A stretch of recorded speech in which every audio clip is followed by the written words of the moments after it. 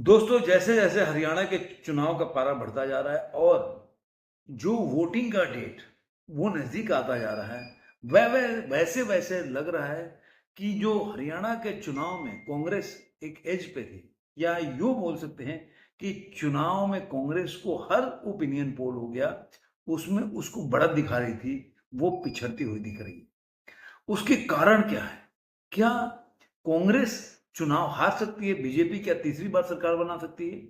ऐसी अब खबरें आने लगी और कुछ ऐसी चीजें हैं जिसका हम एनालिसिस करेंगे खबरों को कि आखिर ऐसा क्यों बोला जा रहा है या ऐसा क्यों लग रहा है कि अगर आप देखिए, कोई रॉकेट साइंस नहीं है। आप घटनाओं को देखेंगे, आप उसका खुद भी एनालिसिस करेंगे, तो आपको लगेगा कि ऐसा हो सकता है। क्योंकि पहले शुरुआती दौर में जब ऐलान हुआ था, तब ये लग रहा था कि बीजेपी चुनाव हार सकती है और कांग्रेस इस बार सरकार बनाएगी। लेकिन जैसे जैसे आगे बढ़ा, वैसे वैसे घटनाएं इतना जल्दी चेंज होने लगा कि जिसकी वजह से जो घटनाक्रम जो चेंज हुआ, लगने लगा कि कांग्रेस अब पिछड़ रही है। अब ये नहीं बोल सकता, देखिए ये तो मेरा आकलन है। आकलन कई बार सही भी होता है, गलत भी होता है। लेकिन ये ज़रूर आपको दिखेगा कि कांग्रेस जो पहले बहुत आगे दिख रही थी, अब धीरे-धीरे उस आगेपन को पिछड़ती जा रही है और बीजेपी उस गैप को भरती जा रही है। वजह क्या है? कुछ वजह पे मैं आपका ध्यान आकर्षित करूँगा। पहला, आप देखा होगा कि जब भी चुनाव का ऐलान हुआ, उस समय केजरीवाल जो थे, वो जेल में थे। और उस समय तक बातचीत चल रहा था कि आम आदमी पार्टी और जो कांग्रेस है वो मिलके चुनाव लड़ेंगे, उनके गठबंधन पे बातचीत चल रही। लेकिन पहला सेटबैक बोल सकते हैं कि कांग्रेस को तब लगा जब आम आदमी पार्टी से कोई गठबंधन नहीं। तो गठबंधन नहीं हुआ और केजरीवाल बाहर आ गए। अब केजरीवाल बाहर आ गए, उसके बाद वो सीएम नहीं बने, तो केजरीवाल पूरी तरह से फ्री हैं।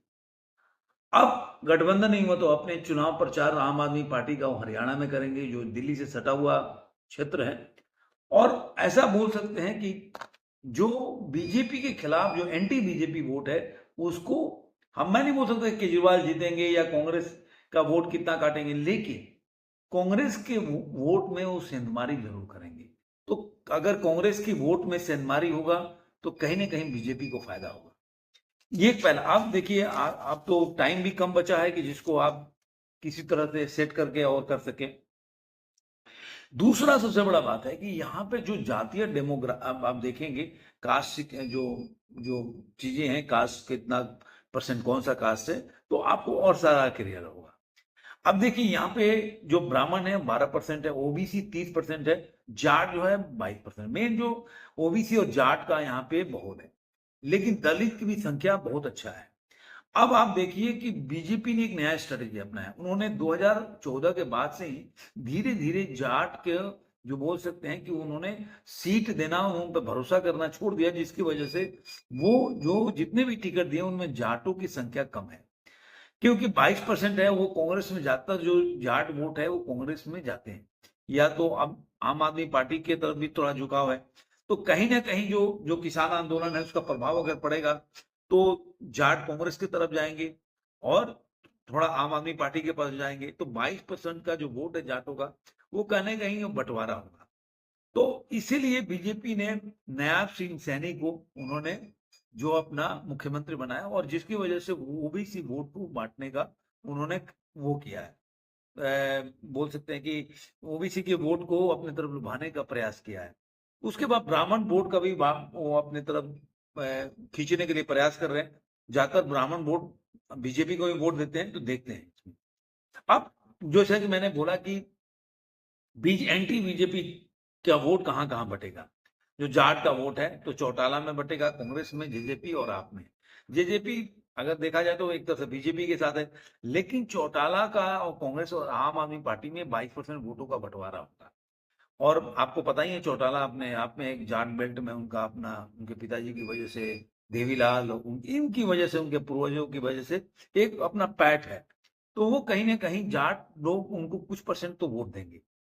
तो ये एक वो चीज है। उसके बाद मैंने आपको बोला कि कई ऐसे सीट, जैसे 25 ऐसे सीट हैं जो जो कि आप 5,000 से कम वोटों से, कई बार तो आप 10 है 12 ऐसे सीट आपको मिलेंगे कि 1000-2000 से कम के मार्जिन से लोगों ने जीत हासिल की है। तो वो कहीं ना कहीं उस वोट बैंक में अगर इस तरह से जो वोट एंटी बीजेपी वोट बटेगा तो वहां पे 25 ऐसे सीट है जहां पे ये असर डाल सकता है।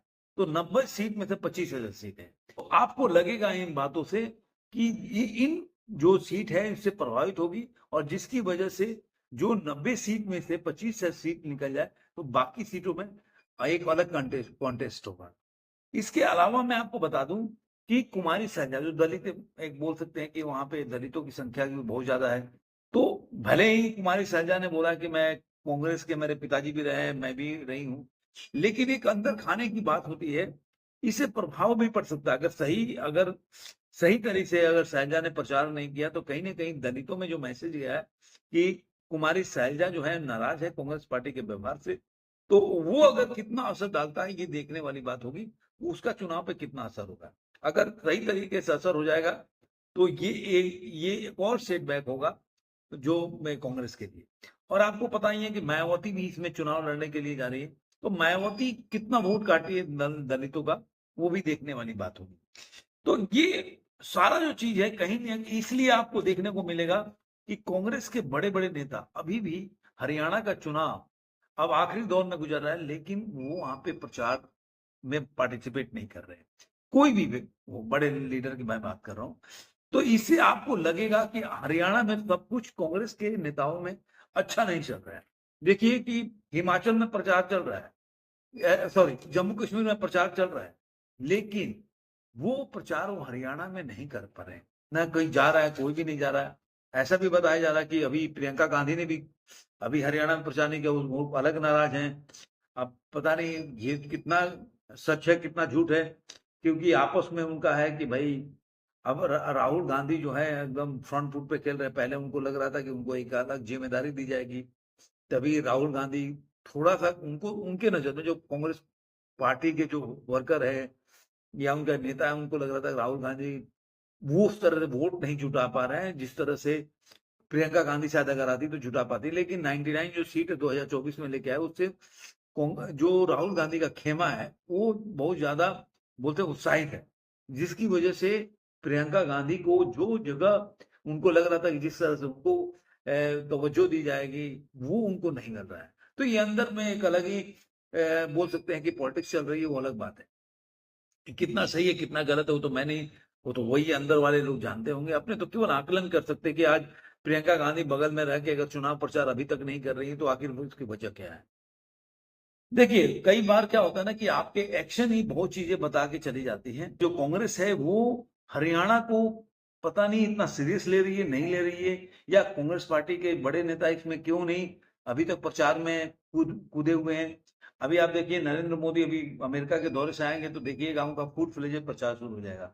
तो वो कितना असरदार होगा कि जब भी आपने देखा होगा कि नरेंद्र मोदी जब प्रचार करते हैं तो 2-4-5% वोट जरूर वो प्रभावित करते हैं। तो सारा चीज देखकर एक ऐसा बोल सकते हैं जो कांग्रेस एकदम जीतने के विनिंग कंडीशन में थी, अभी कांग्रेस जो है धीरे धीरे पीछे, मतलब मैं नहीं कह रहा कि वो हार जाएगी, लेकिन जो विनिंग जो कंडीशन था वो धीरे धीरे सरक रहा है, और बीजेपी जो हारने की कंडीशन में थी पूरी तरह से वो थोड़ा थोड़ा आगे बढ़ रहा है। तो कौन बीजेपी कितना गैप भरेगी और कांग्रेस कितना पीछे आती है, इस पे डिपेंड होगा कि कौन हरियाणा का चुनाव जीतने वाला है। तो आगे हमारी नजर बनी रहेगी कितना कौन क्या प्रदर्शन कर रहा है। आपको ये वीडियो कैसा लगा जरूर कमेंट बॉक्स में बताइएगा।